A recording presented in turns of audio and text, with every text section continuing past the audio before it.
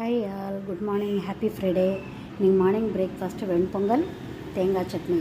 வெண்பொங்கலுக்கு 3/4 tumbler அரிசி, பச்சரிசியும் 1/2 டம்ளருக்கு கொஞ்சம் கம்மி இது பைத்தம்பருப்பும் வாஷ் பண்ணிவிட்டு ஒரு 1/2 மணி நேரம் ஊற வச்சிட்டேன். தண்ணியில் முங்குற அளவுக்கு தண்ணி விட்டு, அதுக்கப்புறமா ஜீரகம் தாளித்து கொட்டிட்டு இந்த ஊற வச்ச அந்த அரிசி பருப்பை போட்டுட்டு, அப்புறம் 1க்கு 3 3/2 தண்ணி விட்டுட்டு வேணுங்கிற உப்பு போட்டு பெருங்காயம் தூக்கலாக போட்டேன்.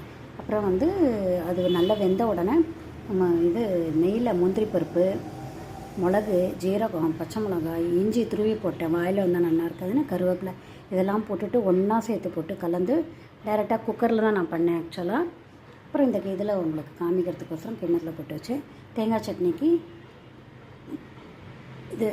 பொட்டுக்கடலை, தேங்காய், பச்சை மிளகா இதெல்லாம் போட்டு உப்பு அரைச்சி விட்டு கடுகு, கருவேப்பிலை தாளிச்சு போட்டு. இதுதான். ஒருத்தர் கமெண்ட் பண்ணுங்கள், சப்ஸ்கிரைப் பண்ணுங்கள். தேங்க்யூ ஸோ மச் ஃபார் வாட்சிங்.